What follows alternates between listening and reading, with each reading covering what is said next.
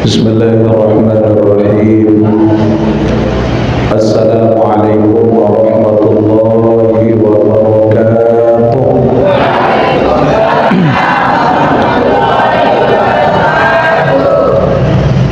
Alhamdulillahilladzi hadana lihadza wa ma kunna linahtadiya laula an hadana Allah. Asyhadu an la ilaha illallah wahdahu la syarika lah. وأشهد أن سيدنا محمدا عبده ورسوله الذي لا نبي بعده.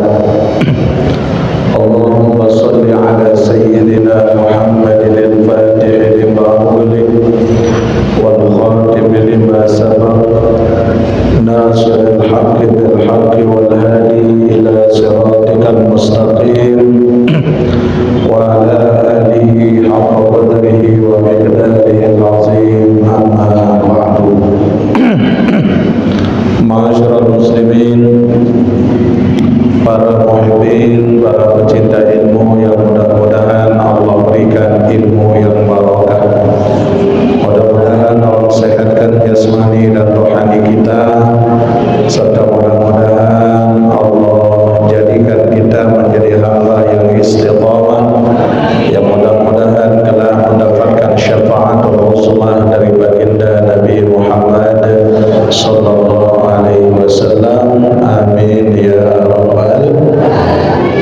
Sallallahu ala Muhammad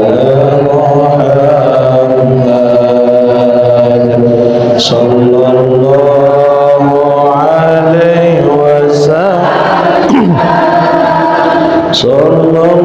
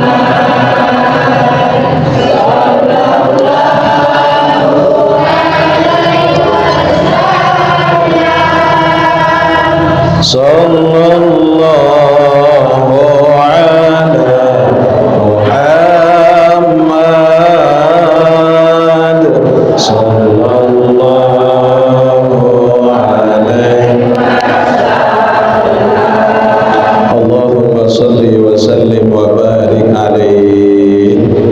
Kita baca Fatihah, mudah-mudahan Allah Subhanahu wa taala buka hati kita dengan cahaya iman, dan mudah-mudahan keimanan ini mampu kita pertahankan hingga akhir hayat kita atas bimbingan dari Allah Subhanahu wa taala. Al-Fatihah.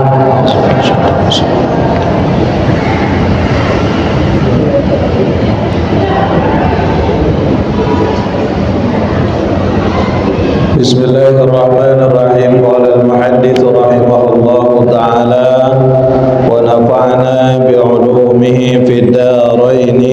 Amin.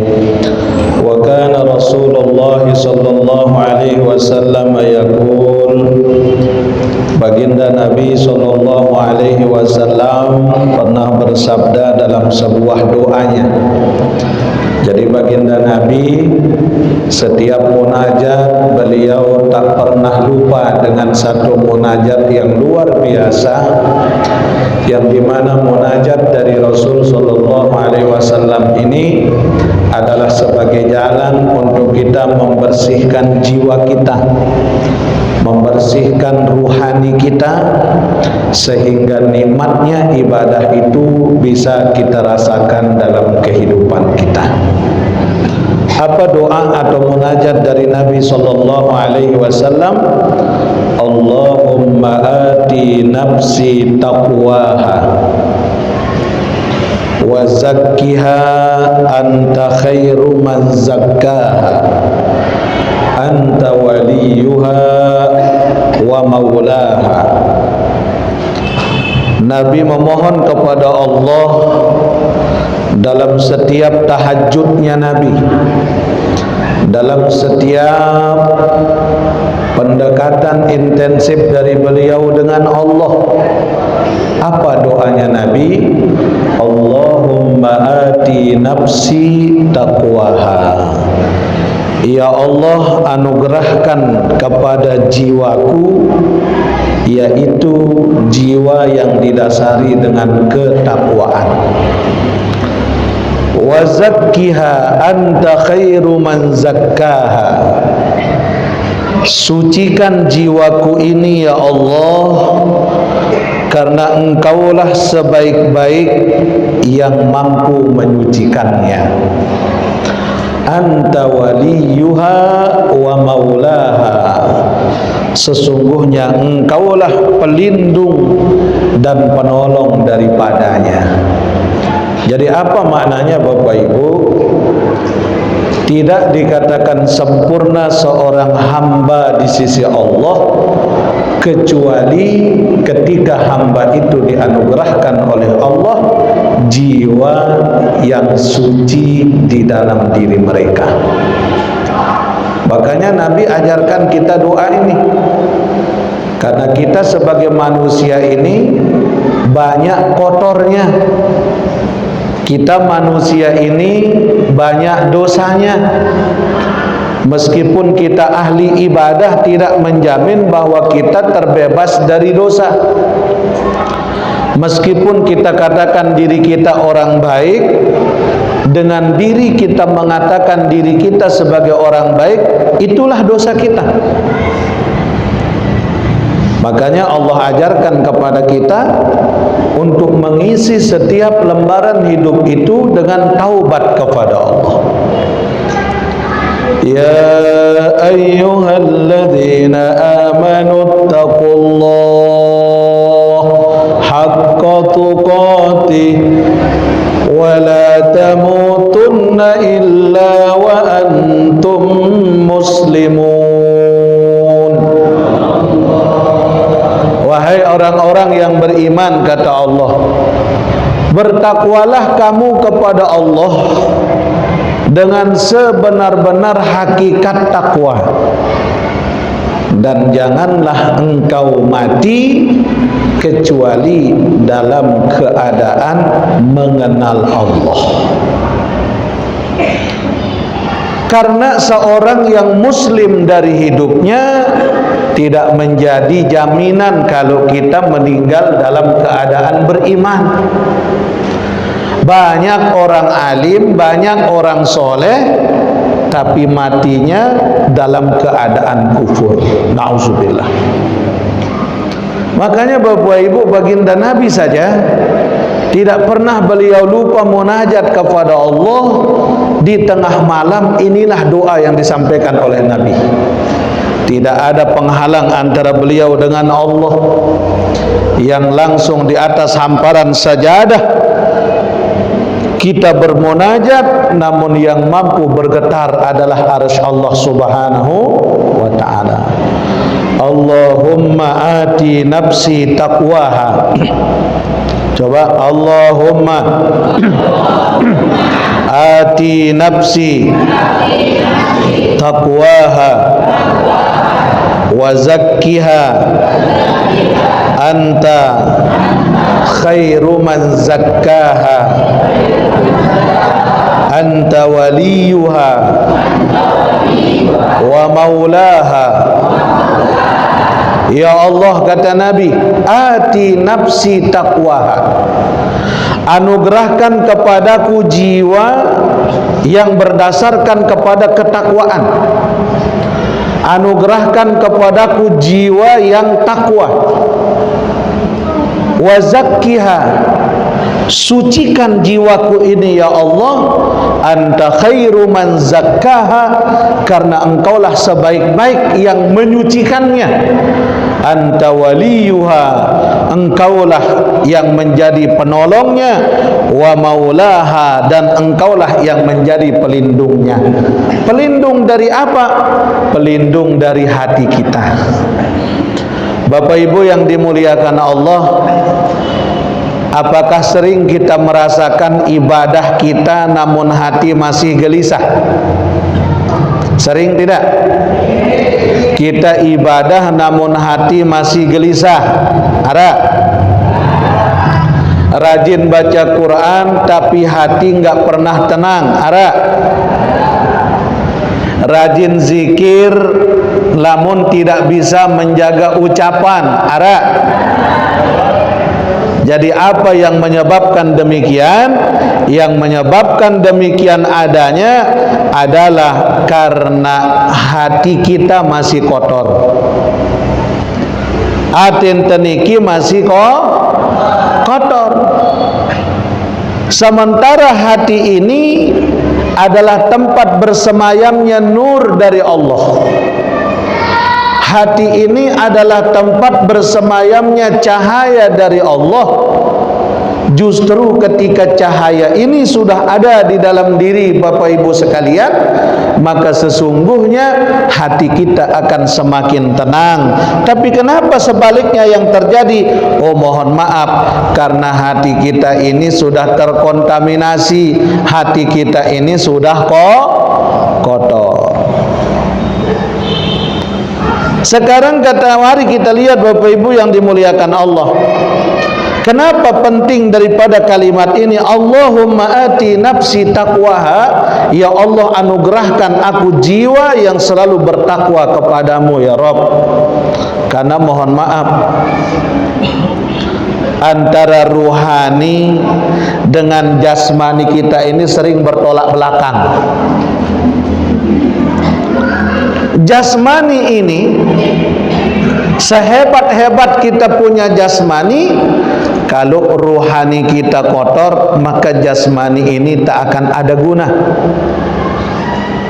Darak guna jasmani kalau hati kita masih kotor. Apa yang menyebabkan kotoran hati itu terjadi? Karena kesombongan, karena keangkuhan, karena mengaku dirinya lebih daripada orang lain.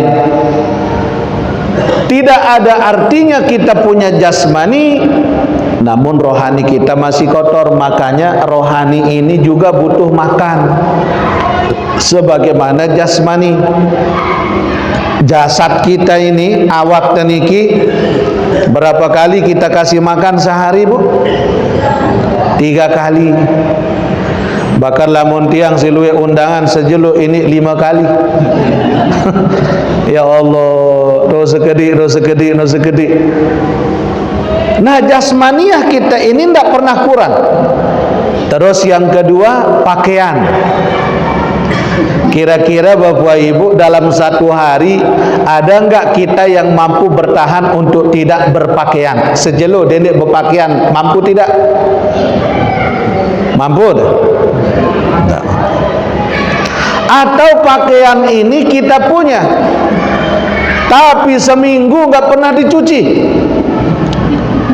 Ibu, gamis baru seminggu tidak ada apa-apa, masih enak dipakai? Enggak bisa.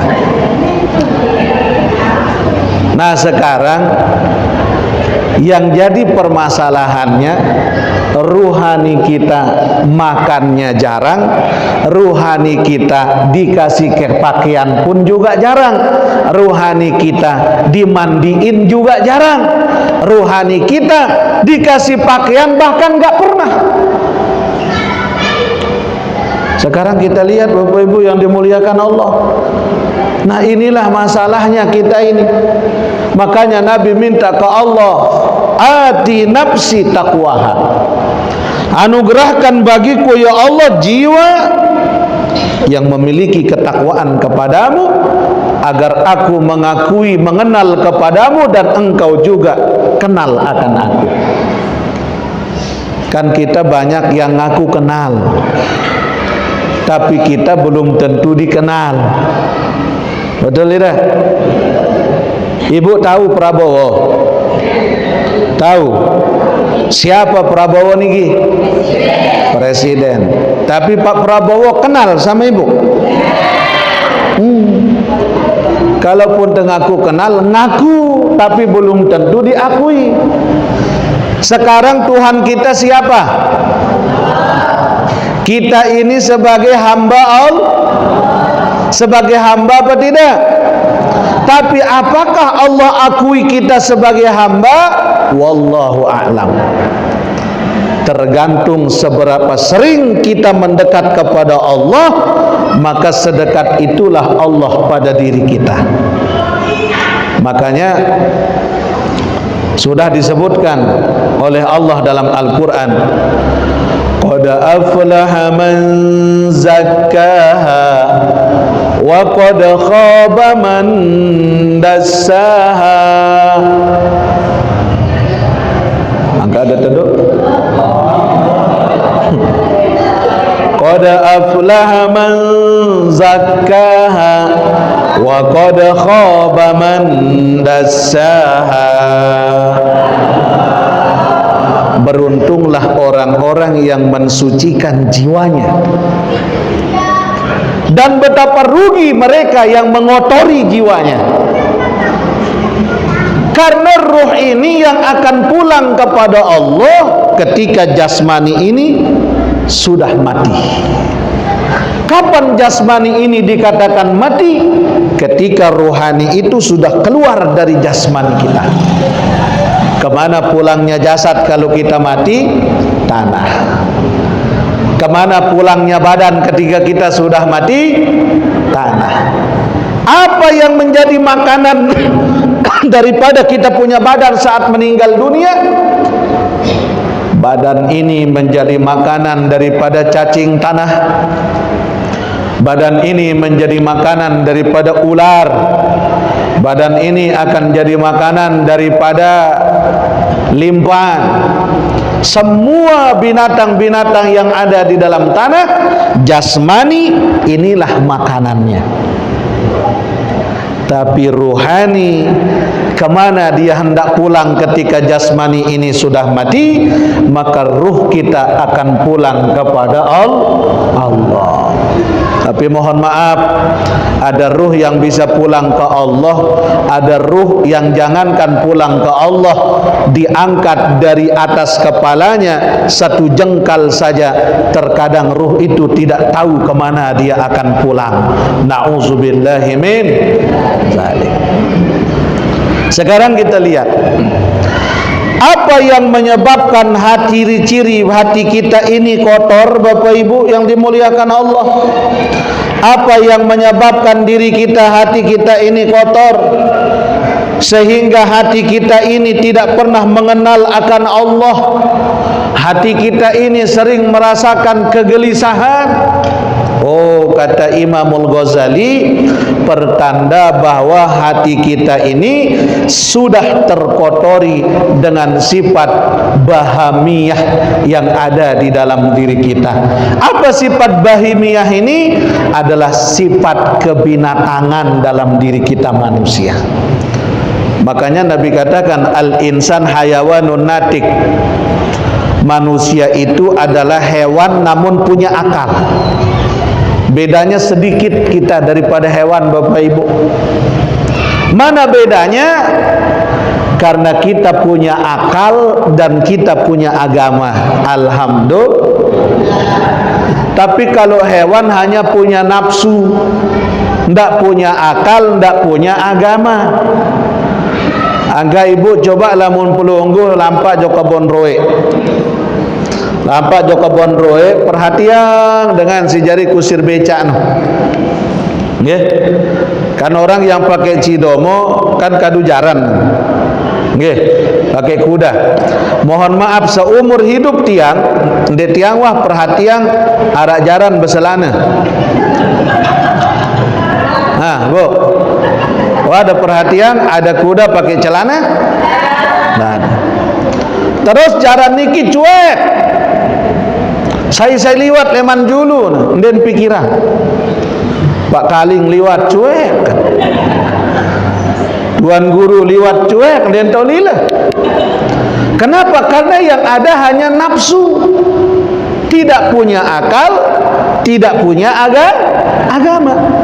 Tapi kalau kita manusia, alhamdulillah ada akal, ada agama. Inilah yang menjadikan manusia ini sempurna.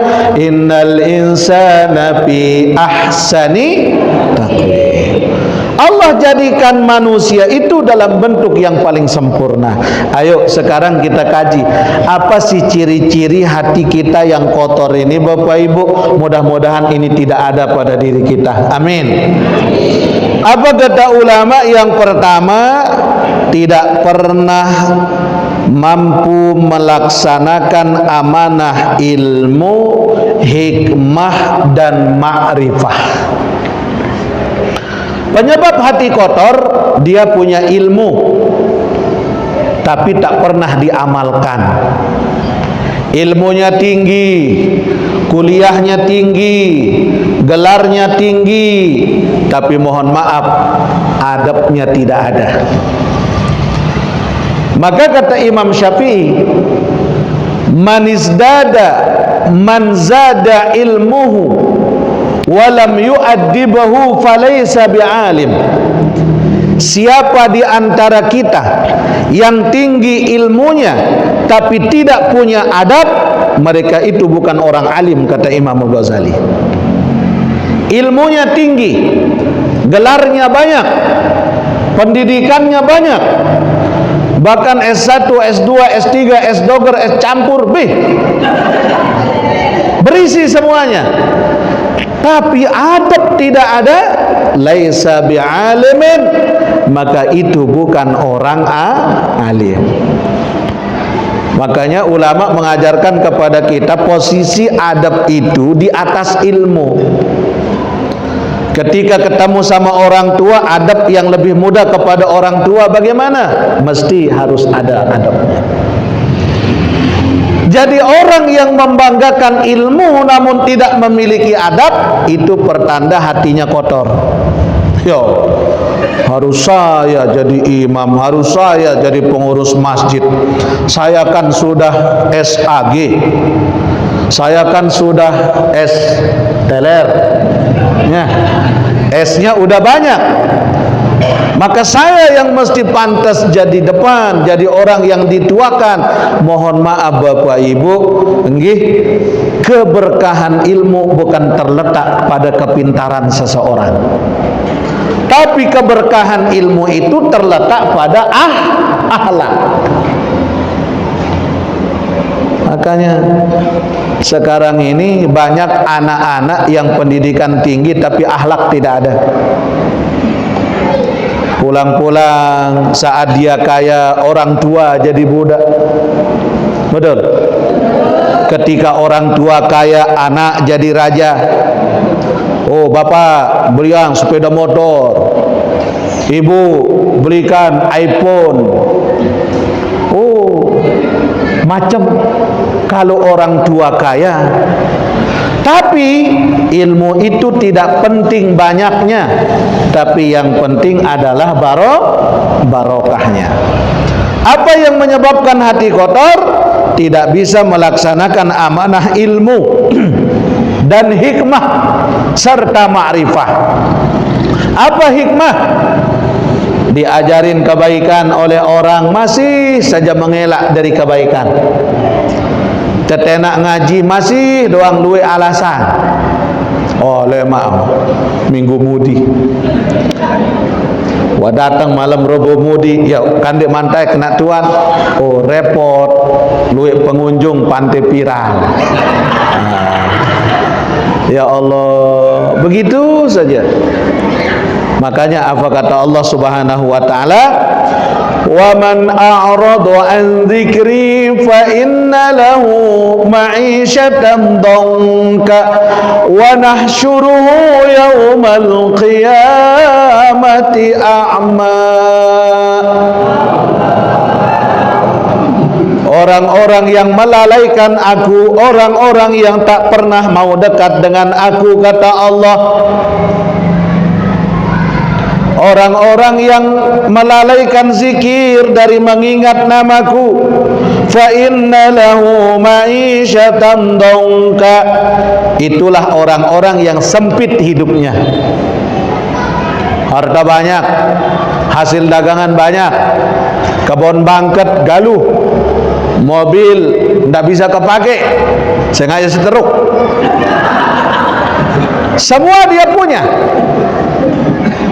Tapi enggak mau ingat sama Allah, enggak mau ngabdi ke Allah, enggak mau sama sekali bagaimana untuk dia membuka kalbunya untuk mendekat kepada panggilan Allah.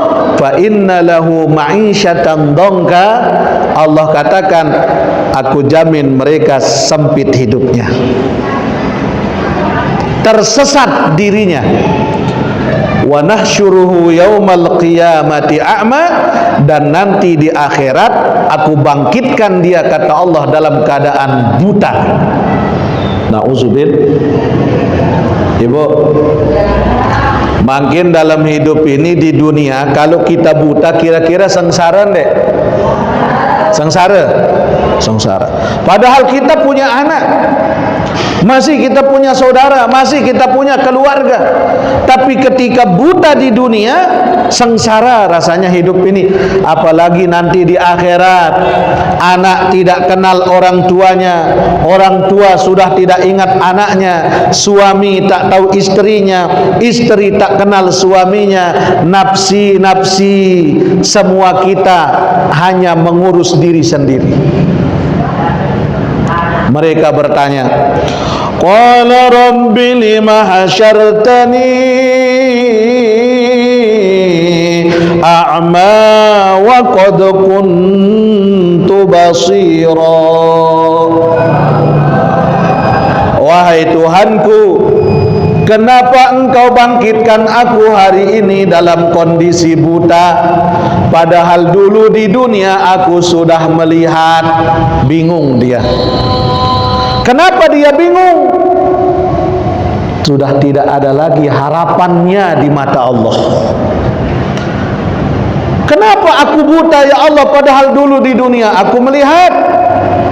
Nabi terjawab si Allah Ta'ala, qala kadzalika atatka ayatuna fanasitaha wa kadzalika al-yawma tunsa. Oh, kata Allah, inilah balasan bagimu. Yang dulu di dunia aku kirimkan ayat-ayat kepadamu, aku kirimkan peringatan kepadamu, bahkan le Masjid Riyadus Shalihin tetap pengajian, Tetap kajiannya tiap malam Rebo, belum lagi siang hari. Lagu den wah mele lampas sekecot-kecot. Ini sekecot-kecot. Sedikit pun tak pernah terbuka kolbu kalian, kata Allah. Fanasitaha, tapi kalian cuek dengan aku, kata Allah. Kalian tak mau datang kepadaku. Wa kadzalikal yauma tunsa, maka hari ini, kata Allah, aku tidak mau merunguk kamu. Nih merunguk kamu tuh.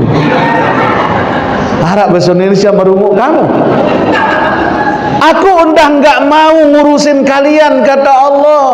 Di dunia aku udah capek ngasih peringatan, makanya hari ini aku nggak mau tahu siapa yang mau ngurusin kamu, terserah. Kalau Allah nggak mau ngurusin kita di akhirat, Bapak Ibu, siapa yang kita harapkan? Pak Kaling. Pak Kaling baik belum tentu enak. Tiang besibuk si urusan kemesa endah. Disitulah kita nafsi-nafsi. Makanya Bapak Ibu, ketika ada pengajian, ada kajian ilmu agama seperti ini, alhamdulillah hadir meskipun sebentar. Kenapa? Karena kita tidak tahu pada amal yang mana amal kita paling ikhlas menurut Allah. Yang ketiga, dia nggak pernah mampu melaksanakan makrifah yang dia punya. Ngaku diri kenal ama Allah tapi sholat tidak. Ngaku diri makrifat lagu sembahyang tamat, kan luwe.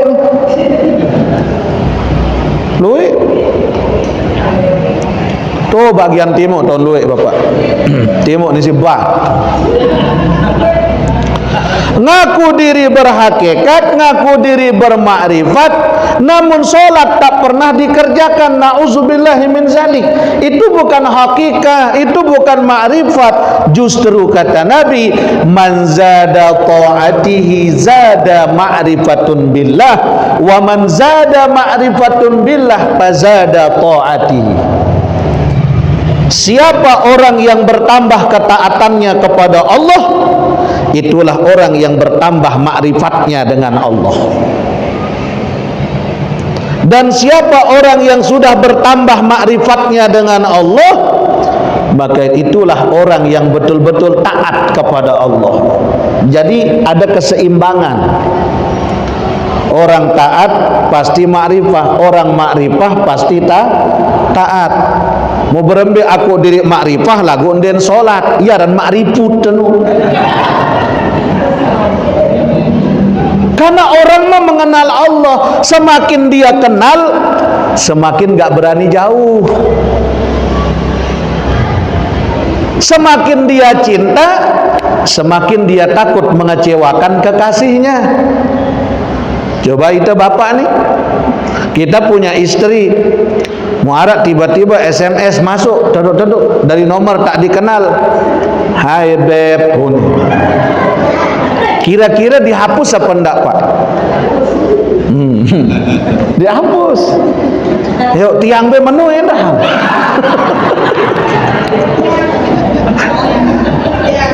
Nah, kenapa demikian Bapak Ibu?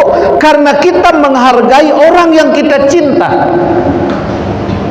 Enggak mau ngecewain kekasih kalau memang betul-betul cinta. Apalagi dengan Allah. Orang yang ngaku dirinya kenal sama Allah, dia enggak mau ngecewain Allah. Justru mereka yang mencari waktu untuk bisa secepat mungkin, sekuat mungkin, sesering mungkin untuk berjumpa dengan Allah. Ini makanya Allah katakan wala tamutunna illa wa antum, dan jangan sekali-kali engkau mati, engkau meninggal kecuali dalam keadaan muslim.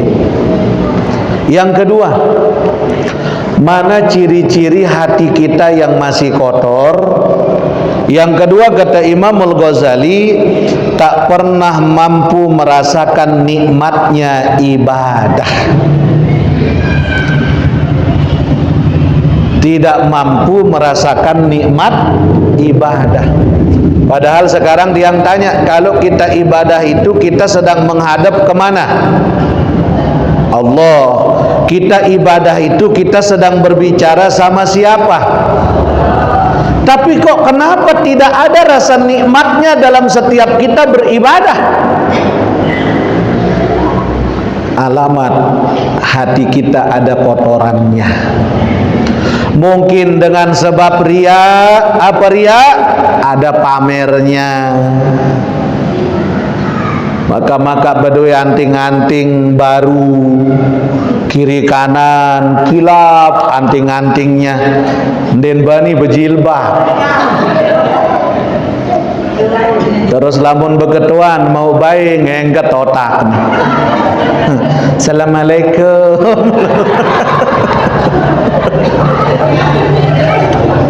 Ya, itu riya namanya. Pamer. Pamer dengan ibadah enggak boleh. Apa yang kita mau pamerkan? Ibadah kita. Makanya tiang sering bilang ke jamaah yang mau umroh, yang mau berangkat haji, kalau di depan Ka'bah saat tawaf enggak usah selfie-selfie saat tawaf, kecuali kalau udah selesai. Ini bahkan kenjakan tawaf, Allahumma trek. Hello guys, saya lagi tawaf. Lagi tawaf, kenapa mesti live? Enggak boleh, hilang keikhlasan kita, itu riya namanya. Tapi pun tidak ada niat riya. Meskipun tidak ada niat riya, tapi caranya mencerminkan bahwa itu kita pamer. Hati-hati. Alhamdulillah dapat mencium Ka'bah. Ya Allah. Bahkan kenjekan sembahyang cekret, Allahu Akbar. Gimana mau sah sholatnya? Ria, makanya hati kita kotor. Mana?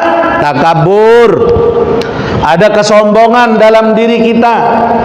Makanya orang sombong itu kata Nabi, pertama dengan ilmunya. Kedua, orang sombong dengan hartanya. Ketiga, orang sombong dengan keturunannya. Keempat, orang sombong dengan wajahnya, kecantikannya. Bagaimana kita bisa sombong sementara ini semua adalah titipan Allah? Punya ilmu sombong, nggak boleh sombong. Justru orang semakin tinggi dia punya ilmu, semakin merunduk dia. Ibarat padi lamun berisi kira-kira nonga apa nunduk. Itulah orang yang memiliki ilmu.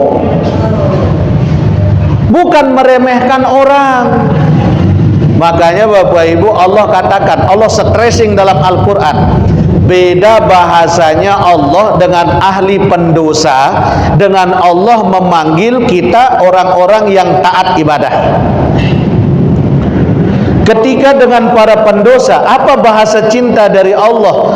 Ya ibadiyalladzina asrafu ala anfusihim wa la taqnatu min rahmatillah. Wahai hambaku yang melampaui batas, kata Allah. Wahai hambaku yang menzalimi dirinya sendiri, la taqnatu mir rahmatillah. Jangan sekali-kali kalian berputus asa dari rahmatku, kata Allah. Ketika Allah berbicara kepada ahli maksiat, lembut bahasanya. Allah enggak pernah bilang, wahai kalian yang banyak dosa, wahai kalian yang masuk neraka. Demi Allah tidak pernah Allah panggil demikian. Tapi kok kenapa kita yang belum tentu masuk surga mengecap orang menjadi ahli neraka? Wane sesat nih neraka. Emang wah tenembok. Itu haknya Allah. Tapi beda ketika Allah mengingatkan kepada orang yang taat. Apa kata Allah? Ya ayyuhalladzina amanu tubu ilallahi taubatan nasuha. Wahai orang-orang yang beriman, kata Allah, bertaubatlah kalian kepada Allah dengan sebenar-benar hakikat taubat. Nah, siapa yang disuruh bertaubat nih sama Allah? Orang yang beriman. Jadi yang harus taubat itu tidak hanya para pendosa, tapi yang mesti taubat itu pula orang-orang yang taat. Kenapa orang taat disuruh bertaubat oleh Allah? Mohon maaf, karena yang dikhawatirkan oleh Allah, karena banyak dari ketaatan yang dia punya melahirkan kesombongan. Betul tidak? Dari ketaatan yang dia punya meremehkan orang. Makanya makrifat itu rahasia Allah. Belum tentu saya yang ceramah ini lebih dulu makrifat mengenal Allah daripada Bapak Ibu. Bisa jadi Bapak Ibu yang lebih kuat makrifatnya kepada Allah daripada saya. Kenapa? Makrifat itu adalah anugerah Allah bagi siapa yang dikehendaki. Bagi orang-orang yang dipilih oleh Allah. Andaikan orang yang ma'rifah itu mengenal Allah itu dipilih oleh kepala desa, mungkin siapa yang dekat dengan kepala desa yang jadi orang dekat sama Allah, tapi tidak. Oh, itu adalah pilihan Allah bagi siapa yang dikehendaki oleh Allah. Mana contohnya? Tidak pernah kita merasakan nikmatnya ibadah ini. Mulut menyebut Allah, namun hati masih merasa angkuh. La ilaha illallah, la ilaha illallah, la ilaha illallah. Apa ni nangan? Kebelu zikir oleh sekedar menyebut, tapi hati tak pernah hadir dalam nama yang dia sebut. Makanya nikmat nun dinara. Sekedar solat, hanya badan yang solat, mulut yang membaca Fatihah, lisan yang membaca bacaan-bacaan solat. Tapi mohon maaf, ketika hati masih angkuh dalam solatnya, kata Allah, belum solat. Lebih-lebih sebentar lagi kan bulan Ramadan, Bapak Ibu nggih. Mudah-mudahan kita semua sehat walafiat masuk Ramadan. Banyak orang berpuasa menjaga mulut, menjaga perut dari makan dan minum, tapi mohon maaf tidak bisa menjaga lisan dari ucapan yang kotor. Puasa jak puasa lagu nyumpaknya nak lalang semendak. Ada ande. Makanya tidak pernah kita bisa merasakan nikmat dalam ibadah itu. Apa sebab? Hati kita kotor. Lisan berzikir, hati yang angkuh, badan yang sholat, tapi nafsu amarah masih menang dalam diri kita. Hingga apa yang terjadi? Bareng dia sholat berjamaah, selesai sholat dan milih bersalam. Allahumma sholli ala Muhammad. Oh, bucu langan muter. Dia milih bersalam. Arah sama no? Hati kita masih kok kotor. Makanya Imam Ghazali ini keras nih. Hingga Nabi ajarkan kita doa ini, Allahumma ati nafsi taqwaha. Anugerahkan jiwaku ini menjadi jiwa yang takwa kepadamu ya Allah. Wa zakkiha, sucikan jiwaku ya Allah. Anta khairu man zakkaha, engkaulah sebaik-baik yang maha menyucikan jiwa ini.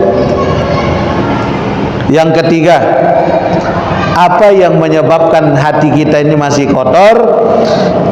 Kita tidak bisa meninggalkan perbuatan yang sia-sia.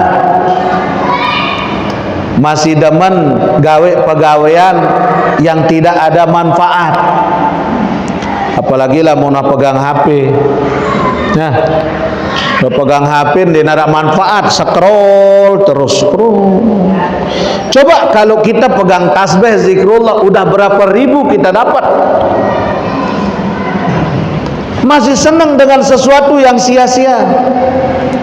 Masih dengan sesuatu sifatnya dunia namun menggelapkan jiwa. Maka perlu kita cari dunia, namun jadikan dunia ini adalah sebagai jalan untuk menuju kebaikan akhiratnya kita. Punya HP, ini kan dunia bu, share dakwah-dakwah terbaik untuk kita menyebarkan kebaikan kepada orang lain. Ini kan ada Rudy Sound System, ada Muhlisin Official, Muhlisin ya, ada Risalah. Sebar, ketika pelunggu menyebarkan kebaikan, maka pahalanya sama dengan orang yang menyampaikan kebaikan itu. Kemudian yang keempat, apa yang menjadikan kita ini masih kotor, kita punya hati? Mencintai sesuatu dengan berlebihan. Mencintai sesuatu dengan berlebihan. Kalaupun kita cinta, boleh cinta, tapi sewajarnya. Jangan terlalu. Karena bisa jadi orang yang kita cinta nanti bakal jadi musuh. Dan kalaupun benci sama orang, jangan terlalu. Karena bisa jadi dari orang yang kita benci, nanti kita ada butuhnya, ada keperluannya. Ndek saling demenang, kencam merebut, lemak mate semeton, dan sambal nyinggak gorong batang.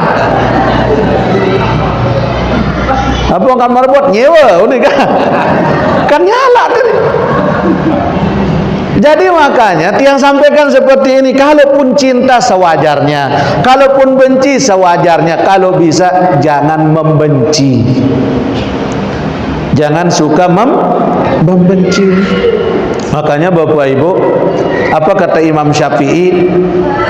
Ketika orang membenci saya, orang memfitnah saya, orang menceritakan keburukan saya, maka mungkin itu bahaya dari segi dunianya saya, tapi yang jelas itu sangat bermanfaat untuk kehidupan akhirat saya. Maka biarkan saja mereka menceritakan kekurangan dan aib saya. Memang di dunia ini sementara, namun akhirat selama. Maka tugas kita Bapak Ibu adalah mengangkat tangan kita. Ketika kita punya kesulitan hidup, kita punya masalah hidup, kita punya problem hidup, maka tugas kita mengangkat tangan kepada Allah agar Allah yang turun tangan. Tugas kita mengangkat tangan, biarkan Allah yang turun tangan. Wa qala rabbukum ud'uni astajib lakum. Kata Allah, berdoalah kalian kepadaku, mintalah kalian kepadaku, maka aku akan kabul permintaanmu. Kita tugasnya ngangkat tangan, Bu. Nanti biar Allah yang turun tangan. Itu urusan Allah. Makanya kita punya Allah. Coba lihat Nabi Musa. Nabi Musa diselamatkan oleh Allah dari kejaran Fir'aun. Ketika Musa menembur temu dengan laut, maka Allah tidak pernah menghilangkan laut itu, namun atas mukjizat dari Allah, Allah membelah itu laut menjadi jalan. Allah tidak pernah ngilangin lautnya, Allah biarkan lautnya, namun Allah belah laut itu menjadi jalan. Kedua, Nabi Ibrahim dibakar di api oleh Namrus. Bukannya Allah memadamkan apinya, namun Allah mendinginkan api itu hingga Nabi Ibrahim selamat dari cobaannya. Nabi Yunus keluar dari perut ikan, selama sekian lama di dalam perut ikan. Bukan Allah mematikan ikan itu, tapi Allah menguatkan jiwanya Yunus hingga dia tabah dan tawakal berada di dalam perut ikan itu. Artinya apa Bapak Ibu? Allah tidak akan mengangkat musibah dari kehidupan kita. Allah tidak akan menyingkirkan kesulitan dari hidup kita, namun Allah akan memberikan kekuatan pada diri kita agar kita kuat menghadapi itu, dan biasanya pertolongan itu akan datang di akhir ujian itu. Pertolongan Allah akan datang di akhir ujian. Jangan pernah berdoa, tapi kita kan banyak berdoanya, ya Allah keluarkan aku dari masalah hidup ini. Ya Allah menelalu sakit tanganku, ya Allah balas gama. Allah tersuruh balas, kegaya. Bukan begitu cara doa, kata Nabi.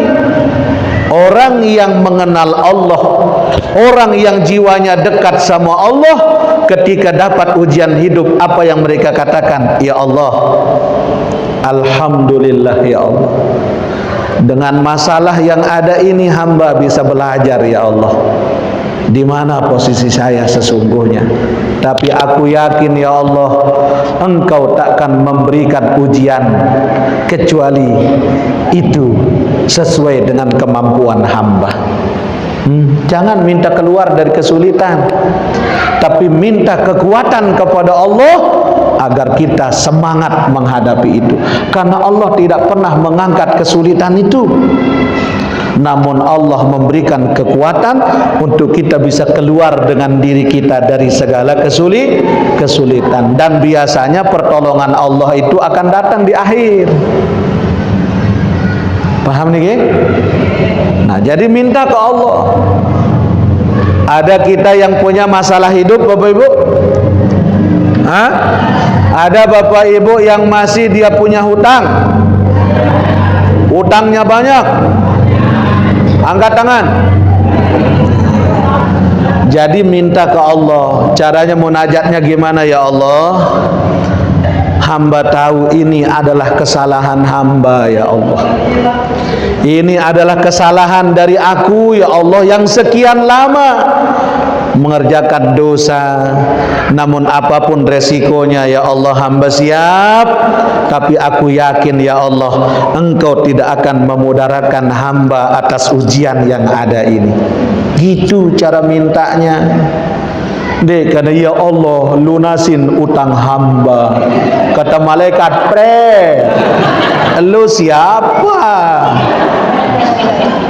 Namun minta kekuatan kepada Allah agar Allah keluarkan kita dari kesulitan. Makanya para rasul terdahulu mereka tidak pernah minta untuk dikeluarkan dari kesulitan itu, tapi mereka minta kekuatan atas bimbingan Allah. Inilah orang-orang yang mahabbahnya kuat kepada Allah. Nah jamaah rahimana wa iyyakumullah, jadi jangan sampai kita mencintai dunia dengan berlebihan, sewajarnya saja. Karena kalau kita terlalu cinta kepada selain Allah, maka jalan Allah untuk ngingetin kita, Allah pasti cabut kenikmatan itu dari dalam diri hingga kita kembali akan ingat ke Allah. Allah kasih kita sakit gigi. Kenapa? Karena gigi ini nggak pernah ngingat Allah. Angka yang potong yang sakit gigi, ada istighfar. Astagfirullah. Ingat Allah, minimal kita ingat Allah. Makanya Allah kasih kita ujian agar kita jangan lupa sama Allah. Nah niki, wa zakkiha anta khairu man zakkaha. Ya Allah, Engkaulah yang maha mensucikan hati ini, dan engkaulah sebaik-baik yang menyucikan. Anta waliyuha wa maulaha, engkaulah penolongnya, engkaulah pembimbingnya dari hati hamba. Jadi hati ini agar terpautnya hanya sama Allah. Nanti ketika kita masuk Ramadan, insya Allah masuk Ramadan hati kita udah tentram, amin. Utang udah lunas, amin. Berangkat haji umroh, amin. Bersama keluarga, amin. Ya Rabbal. Coba baca doa niki, ikuti tiang. Allahumma ati nafsi taqwaha wa zakkiha anta khairu man zakkaha anta waliyuha wa maulaha. Allahumma ati nafsi taqwaha wa zakkiha anta khairu man zakkaha anta waliyuha wa maulaha. Allahumma ati nafsi taqwaha wa zakkiha anta khairu man zakkaha anta waliyuha wa maulaha.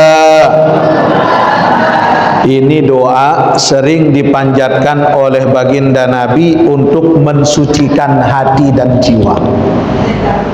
Ini dibaca oleh para aulia, para kekasih Allah hingga mereka dekat dengan Allah.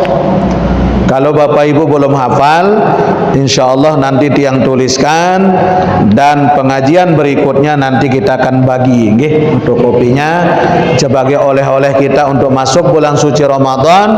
Nanti di bulan Ramadan doa ini diperbanyak agar semangat kita beribadah di bulan Ramadan, agar dari awal Ramadan hingga akhir Ramadan nanti stabil ibadah kita kepada Allah tanpa ada hambatan apapun. Amin ya rabbal alamin. Bisirril Fatihah.